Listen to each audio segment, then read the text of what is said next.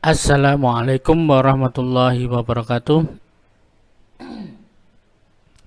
Alhamdulillah kita berjumpa kembali dengan saya Nusri Kiristanto. Kali ini saya akan membahas satu topik permasalahan mengenai uji kompetensi,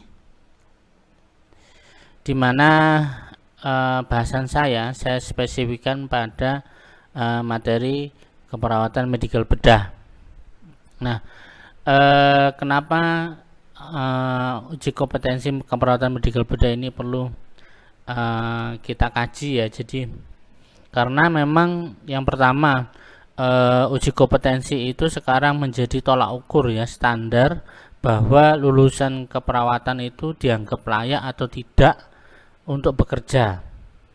Terus yang kedua, kelulusan uji kompetensi itu menjadi tolak ukur keberhasilan dalam sebuah pendidikan. Itu berarti nanti menjadi satu kebanggaan tersendiri bagi kampus, di mana kalau misalnya mahasiswanya banyak yang lulus gitu ya dari uji kompetensi.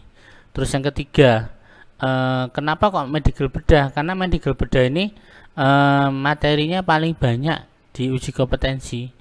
Nah, nanti kita lihat bagaimana perbandingan dari materi medical bedah dengan dengan materi yang lain dalam komposisi soal uji kompetensi.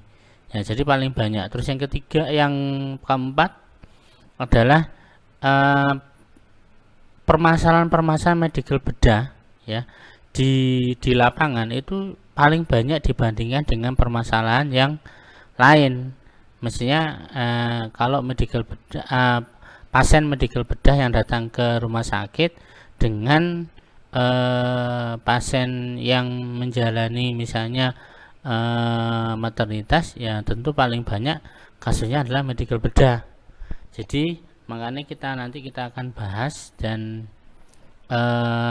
semoga bahasan kali ini menjadi bekal ilmu yang bermanfaat dan bisa dijadikan sebagai bekal untuk menjalani uji kompetensi dan meraih kesuksesan sebuah kelulusan dari uji kompetensi. Oke, kita tidak perlu berlama-lama, kita langsung aja ke materi ya. Nah, yang pertama saya ingin menjelaskan apa itu uji kompetensi. Jadi uji kompetensi yaitu merupakan suatu ujian negara ya. Jadi penyelenggaranya adalah negara, terutama kalau misalnya ini karena saya selaku pengajar di D3 keperawatan, maka penyelenggaranya adalah institusi atau persatuan dari perguruan tinggi D3 keperawatan, di mana di sini diwakili oleh IPG ya. Jadi IPG ini menyelenggarakan ujian negara, di mana untuk mengukur kompetensi atau kemampuan dari calon perawat yang apakah sudah sesuai standar. Jadi mahasiswa lulus sekarang tidak serta-merta hanya berbekal dari ijazah terus kemudian dia bisa bekerja, tapi ada satu lagi hal yang penting, yaitu berbekal sertifikat hasil uji kompetensi. Nah, dua sertifikat ini, sertifikat ijazah sama sertifikat uji kompetensi, sekarang menjadi standar untuk bisa seorang perawat yang fresh graduate ya untuk mendapatkan pekerjaan. Nah, kompetensi di sini yang diukur apa aja ya? Di sini ada beberapa, yaitu kompetensi atau kemampuan seseorang, baik itu di ranah kognitif ya, pengetahuan, kemudian psikomotor dan keterampilan, dan kemudian afektif atau sikap ya, saat menyelesaikan tugas sebagai seorang perawat. Nah, tentunya di sini kompetensi ini nanti diarahkan pada kemampuan perawat yang masih baru. Jadi apakah perawat yang masih baru ini sudah bisa atau kompetensinya sudah layak untuk bisa bekerja menangani pasien secara langsung di rumah sakit ya. Jadi makanya ini walaupun nanti ujinya itu secara tulisan ya, maksudnya secara mengerjakan soal, tapi tetap di situ nanti tipe-tipe soalnya adalah tipe soal yang menggambarkan kondisi real atau mendekati real di lingkungan pekerjaan atau di rumah sakit sehari-hari. Jadi nanti pertanyaan-pertanyaannya adalah bentuknya adalah dalam bentuk kasus ya. Jadi kasus nanti di situ ada keterangannya dari kasus tersebut, maka mahasiswa atau alumni yang diuji kompetensi ini dia harus bisa menentukan pengetahuan, keterampilan atau sikap yang bagaimana dalam menangani kasus tersebut ya. Oke. Nah, ini kalau dilihat secara ini ya, ternyata kompetensi yang diujikan dalam ujian ya, itu merupakan bagian kecil. Ini kalau dihitung ini kurang lebih seperempatnya ya, seperempat kemampuan dari kompetensi perawat yang sudah berpengalaman, yang sudah bekerja lama. Jadi seperempat bagiannya itu nanti diambil dan diujikan kepada calon perawat ya. Jadi nanti soal-soalnya tentunya nanti menyesuaikan sebagai soal yang ini ya, tingkat kesulitannya itu yang layak dihadapi sebagai seorang calon perawat gitu. Nah, ini dilihat dari tinjauan penilaian dalam UKOM ya. Jadi yang paling tinggi kalau dilihat di sini ya, maaf, ini kemampuan dalam kompetensi asuhan dan manajemen asuhan keperawatan. Jadi ASKEP ini paling tinggi nilainya. Jadi nanti soal-soal UKOM terutama untuk keperawatan medikal bedah itu pasti nanti bentuknya adalah kasus dan berkutat sekitar asuhan keperawatan ya, macam-macam, mulai dari di level diagnosa atau di level tindakan, kemudian di level sikap, di level alasan atas pilihan-pilihan tindakan dan sebagainya. Nah, terus yang kedua adalah di kompetensi di bidang praktek profesional, etis, legal, dan peka budaya. Ini terbanyak kedua sebanyak kurang lebih 15-25%. Dan yang terakhir adalah pengembangan profesional, di mana di sini cuma 5-15%. Nah, dari hasil ini makanya bagi teman-teman yang mau belajar tentang soal UKOM terutama KMB ya, maka belajarlah lebih banyak yang berfokus pada asuhan keperawatan, walaupun yang lain ada ya, tapi di situ kalau melihat persentasenya 3/4 dari soal UKOM itu ternyata untuk khusus KMB itu banyak yang membahas tentang ini asuhan keperawatan. Kemudian untuk yang domain ya, domain aspek penilaian, di sini yang paling tinggi ini pengetahuan terhadap prosedural atau pengetahuan terhadap tindakan yang mulai dari alasan kenapa tindakan itu dipilih, kemudian cara menggunakannya, persiapannya bagaimana, evaluasi dari tindakan tersebut bagaimana, kapan dilakukan evaluasi. Lah itu semuanya tentang hal-hal yang pertanyaan-pertanyaan yang berkaitan dengan prosedur pengetahuan ya, pengetahuan terhadap suatu prosedur tindakan. Terus yang kedua itu yang berkaitan dengan kognitif ya, kognitif atau pengetahuan. Jadi di sini terutama kognitif terhadap suatu penyakit ya, penyakit karena kita bahasnya KMB ya berkisar tentang penyakit, misalnya diagnosa, kemudian nilai-nilai laboratorium, kemudian nilai pemeriksaan, terus teknik pengajian keperawatan dan sebagainya. Nah itu nanti masuk dalam pertanyaan kognitif tersebut. Nah yang terakhir yang paling kecil yaitu afektif atau sikap ya, karena sikap ini memang nilainya kecil, mungkin nanti diwujudkan dalam soal-soal hukum itu hanya sedikit soal yang mempertanyakan tentang pengetahuan tentang sikap perawat dalam menghadapi dalam satu kasus tertentu gitu. Oke, jadi kesimpulannya adalah di sini perbanyaklah belajar yang materi-materi yang berkaitan dengan tentang pengetahuan prosedur, dan yang kedua adalah kognitif dari berbagai penyakit gitu ya. Nah, ini tabel perbandingan.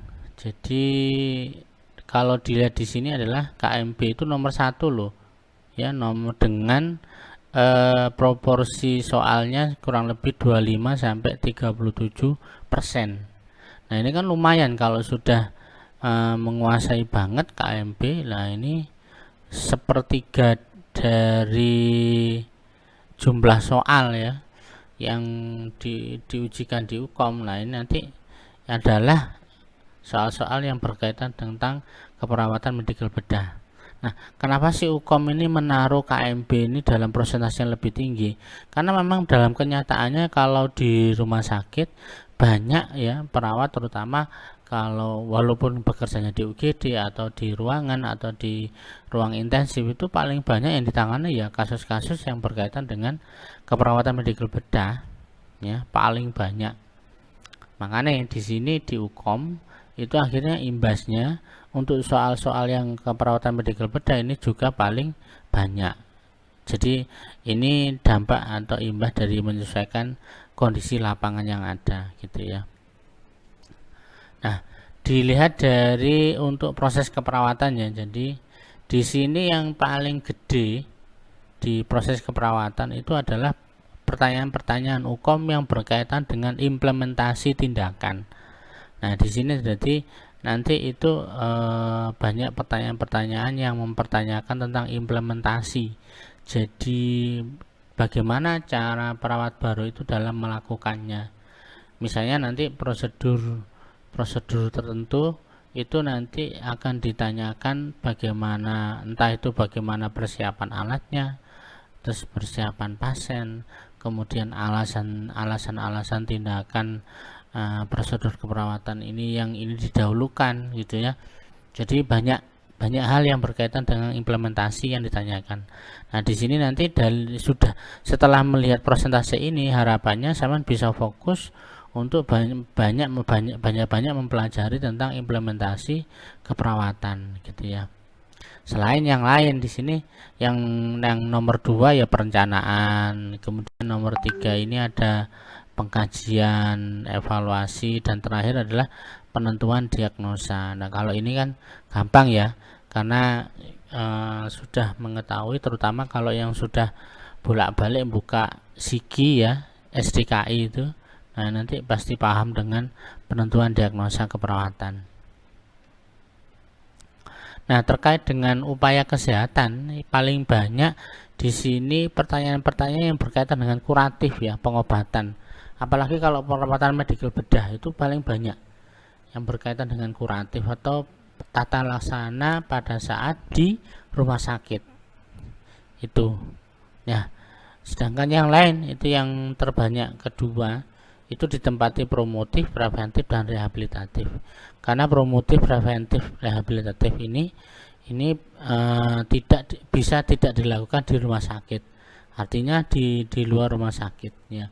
Tapi kalau kuratif ini adalah karena yang berkaitan dengan pekerjaan nantinya, makanya porsi pertanyaannya paling banyak, kurang lebih 35 sampai 45%, hampir separuh soal UKOM di keperawatan medikal bedah itu menanyakan tentang kuratif ya.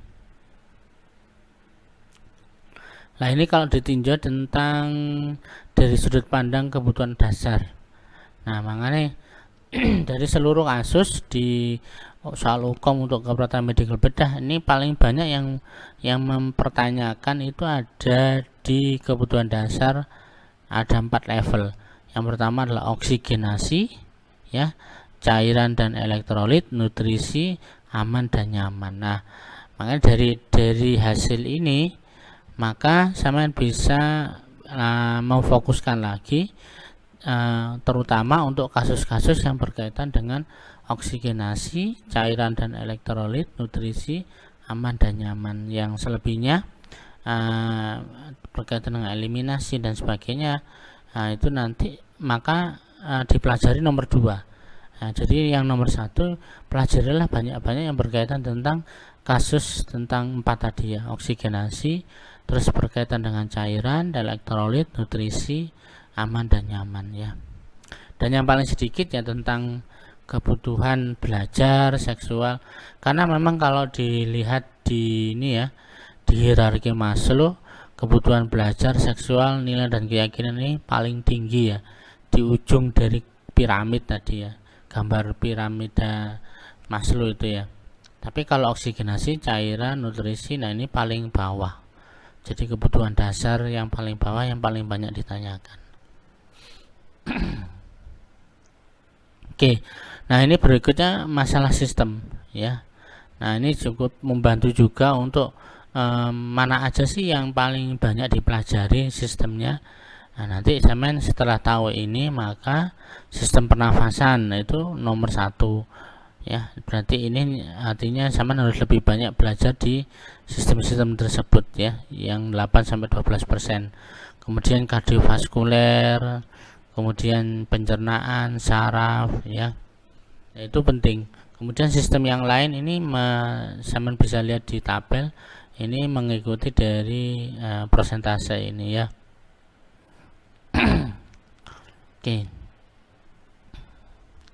Nah untuk soal hukum sendiri nanti itu ada 180 soal ya, dan mahasiswa hanya diberi 180 menit. Berarti artinya dalam 1 menit wajib kiranya untuk bisa menyelesaikan paling tidak 1 soal. Nah karena sampean jatahnya 1 menit, maka sampean harus punya strategi ya, supaya apa, benar-benar 1 menit itu supaya bisa cukup untuk membaca soal, memahami pertanyaan, kemudian memilih jawaban. Jadi itu harus 1 menit. Jadi karena sampean itu supaya ini ya, supaya punya pengalaman, berarti sebelum mengikuti ujian asli beneran, maka sampean paling tidak sudah bisa belajar terlebih dahulu, baik itu dari internet maupun dari buku-buku soal hukum. Nah itu nanti silakan dibuka, dibeli, dibuka, terus dipelajari bagaimana sih contoh-contoh soal hukum dan sebagainya. Itu sudah banyak sekarang ya.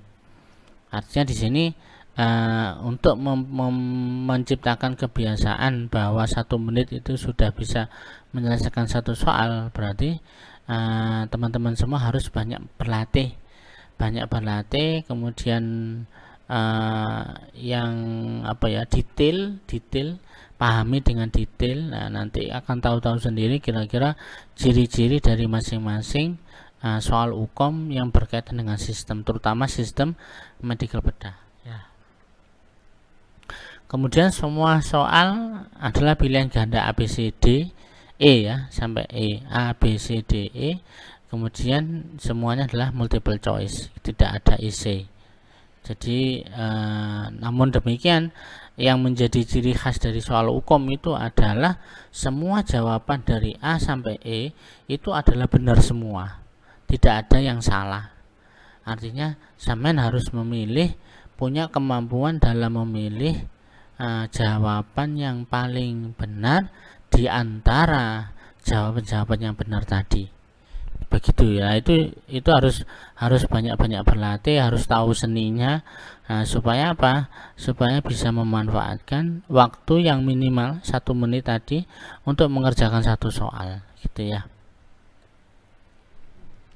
Oke, sekarang masuk ke metode ujian, dimana sekarang sudah dicanangkan untuk ujian menggunakan CBT ya, computer based test. Nah ini enaknya, ini zaman sudah nggak perlu soro-soro ini ya, ngurek-ngurek terus nyetipi menghapus kalau ternyata jawaban sampean salah dan sebagainya. Nah, kalau pakai komputer bis ini enaknya ini sampean tidak perlu itu tadi ya, nulis nggak perlu bawa rautan, pensil dan sebagainya, tapi cukup mengerjakan di laptop.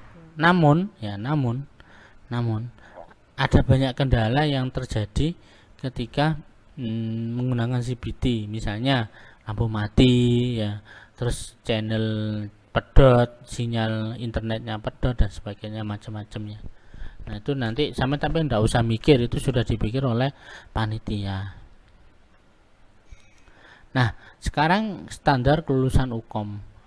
Nah, standar kelulusan UKOM ini saya ambil datanya tahun 2016, ada dianggap lulus bila ya lebih dari 41,83% nilainya.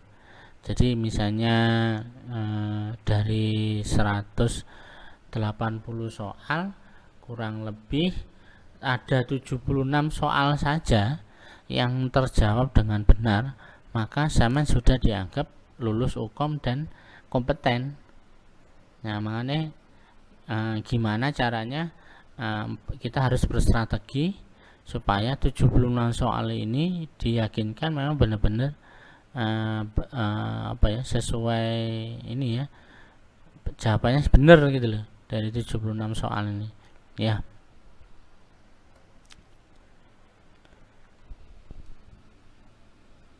Oke, sekarang kita masuk ke tips-tips ya menghadapi UKOM.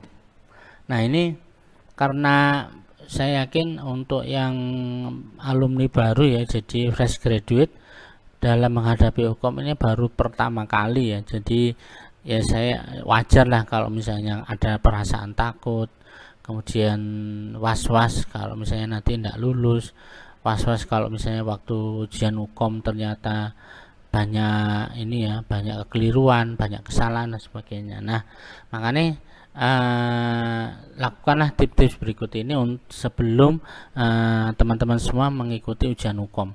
Yang pertama adalah berdoa ya.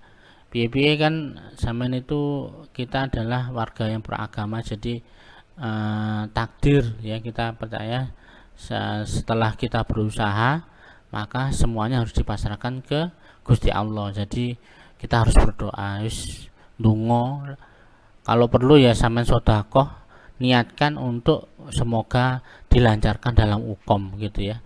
Nah, sedekah niat dilancarkan dalam mengerjakan soal UKOM. Terus yang kedua, nah ini penting juga, yaitu sering-sering latihan soal. Jadi jangan sistem SKS sewaktu kuliah itu dipakai lagi waktu mengerjakan atau menghadapi UKOM ya, jadi nggak bisa. Jadi sama harus banyak-banyak belajar contoh soal UKOM, kemudian kalau perlu sama buat tim diskusi dengan teman-teman akrab gitu ya, jadi biar nanti ya kita bisa sharing, oh ternyata kalau di kasus ini maka prinsip yang paling gampang untuk menentukan jawaban adalah seperti inilah. Itu nanti akan ketemu ya solusi-solusi mudah ketika zaman sudah berdiskusi dengan antar teman. Terus yang berikutnya adalah bertukar pikiran dengan teman. Ini penting juga ya. Jadi berdoa, cari contoh-contoh latihan soal ya. Sekarang sudah banyak, sampean bisa beli bukunya di toko-toko buku banyak ya. Terus atau misalnya nyari di internet. Nah, itu sudah banyak yang membuatkan contoh-contoh soal UKOM ya. Terus yang kedua, jangan lupa bila memungkinkan bentuklah tim diskusi ya. Nggak usah banyak-banyak, 4-5 orang. Nah, nanti mengerjakan bareng-bareng dan didiskusikan bareng-bareng. Jadi itu akan jauh lebih menyenangkan dalam belajar dalam menghadapi soal UKOM ya. Nah, saat ujian kira-kira tipsnya apa ini? Nah, yang pertama adalah pahami isi soal ya.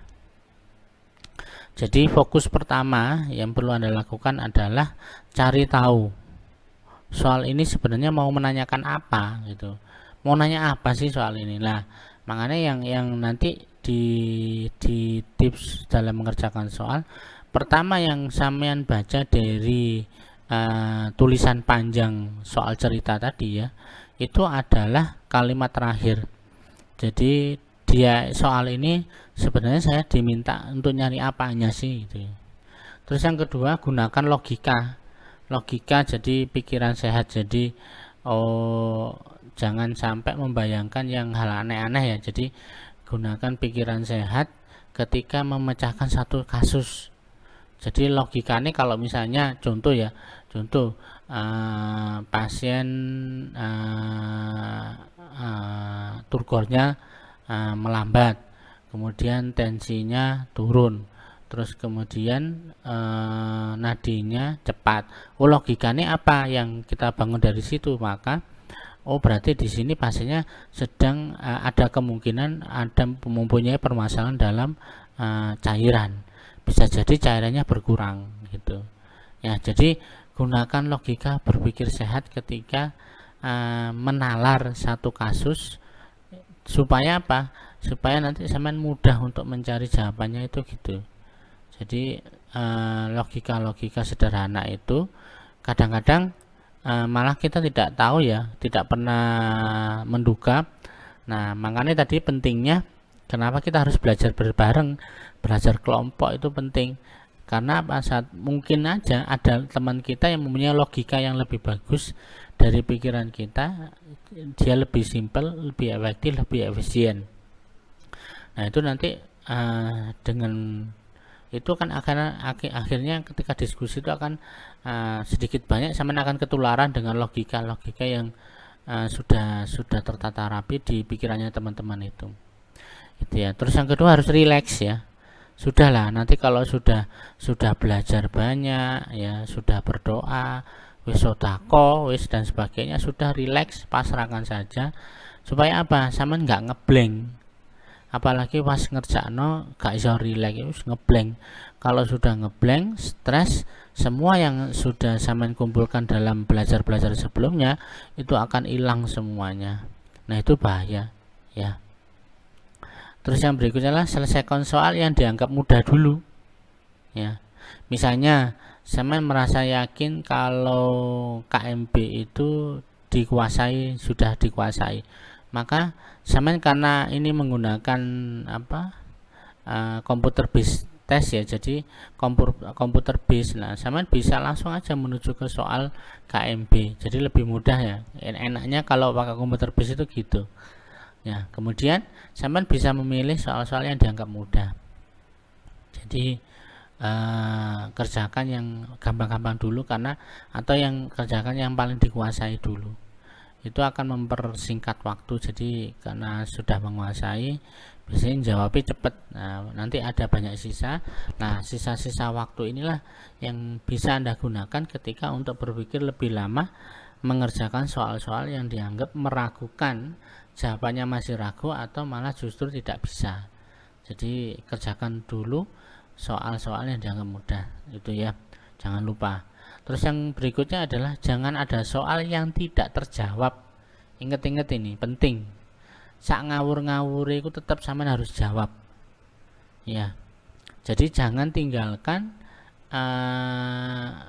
layar komputer sebelum sampean cek bahwa setiap nomor pertanyaan itu sudah ada jawabannya walaupun ngawur. Yes. Pokoknya sampai mentok gak ngerti wis kudu ngawur, kudu ana isine. Lek enggak itu eman. Karena apa? Nanti di UKOM itu tidak ada sistem pengurangan nilai akibat kesalahan menjawab. Jadi kalau salah jawab ya nilainya 0. Ya, kalau benar ya nanti dapat skor gitu. Tapi nggak ada ceritanya kalau salah jawab terus nilainya dikurangi, itu nggak ada. Itu dulu zaman saya waktu UMPTN itu ada itu ya. Salah jawab di min 1. Oke, karena di sini tidak ada aturan seperti itu, ya sudah jawab aja semuanya sekalipun pada akhirnya sama kudu ngawur. Ya, ngawur jawabnya ngawur atau ngitung benik dan sebagainya itu terserah. Yang penting semua pertanyaannya harus sudah terjawab. Makanya jangan sampai ada yang kosong. Terus terakhir ya, sebelum meninggalkan tempat duduk ujian, jangan lupa mengkoreksi ya, mengkoreksi. Banyak harus yang dikoreksi, terutama misalnya isian nama itu penting ya, nama, terus nomor ujian, kemudian ujiannya D3 apa S1 apa D4 ya, ngekliknya itu loh, jangan sampai nanti salah klik, bahaya nanti merasa pede mengerjakan kok dilala salah ngeklik di identitas, akhirnya malah gak lulus. Itu banyak yang seperti itu ya, jadi ceroboh. Jadi jangan sampai Anda menjadi seorang yang ceroboh. Jadi benar-benar luangkan waktu sejenak sebelum meninggalkan. Jadi pastikan semua identitas, nama, nomor peserta, asal peserta, asal institusi peserta dan sebagainya itu sudah terisi dengan benar. Terus yang kedua, semua soal sudah terjawab. Syukur-syukur ya, sama itu banyak yang ngerti karena menjawabnya dikarenakan sudah banyak yang dimengerti ya soal-soal tadi. Nah ini contoh ya, mana yang perlu dibaca terlebih dahulu, yaitu nah ini soal ini maunya menanyakan apa. Nah ini kayak contohnya misalnya, apakah masalah keperawatan utama pada kasus di atas. Oh berarti pertanyaan panjang di atas ini saya diminta untuk mencari masalah keperawatan utamanya. Nah ini harus dibaca dulu ini ya. Jadi sebelum baca soal panjangnya, maka pertanyaan ini harus dibaca dulu. Setelah ini dibaca, maka baru membaca soalnya. Dibaca dulu, dimengerti, habis itu baca soalnya sejak dari awal, habis itu baru milih jawaban, kan gitu ya. Nah ini ada banyak contoh-contoh pertanyaan soal hukum ya, mulai dari pertama misalnya, tindakan kolaborators yang tepat untuk mengatasi masalah klien di atas adalah gitu. Manakah pernyataan perawat yang paling penting untuk disampaikan pada klien? Nah ini seperti itu. Jadi terus manakah tindakan yang harus dilakukan perawat selanjutnya? Nah ini kan pertanyaan tentang prosedur ya, tadi sudah dibahas sebelumnya. Jadi banyak pertanyaan-pertanyaan tentang prosedur seperti ini. Kemudian ada yang menanyakan diagnosa keperawatan, tindakan mandiri yang bisa dilakukan gitu ya. Terus pendidikan kesehatan apakah, ini yang ditanyakan. Kemudian apakah intervensi keperawatan prioritas ya. Jadi semuanya ada. Jadi silakan nanti dipelajari ya. Jadi ini tipe-tipe pertanyaan soal di Ukom, khususnya KMB ya. Sampai yang terakhir ini, apakah suara yang diarahkan dapat terdengar secara bilateral. Ini contoh misalnya waktu pemeriksaan fisik auskultasi gitu ya. Oke, saya rasa cukup ya. Semoga yang sudah saya sampaikan bisa menjadi bekal untuk memahami soal hukum ya. Jadi lebih membuat sampean PD lagi untuk menghadapi hukum, terutama yang berkaitan dengan keperawatan medikal bedah. Oke, saya cukupkan sekian. Terima kasih atas perhatiannya. Semoga keterangan yang sudah saya sampaikan, bahasan tadi bermanfaat untuk teman-teman semua, dan semoga nanti di acara ujian hukum teman-teman semua diberikan kemudahan dan hasil yang memuaskan. Cukup dari saya. Terima kasih. Wassalamualaikum warahmatullahi wabarakatuh.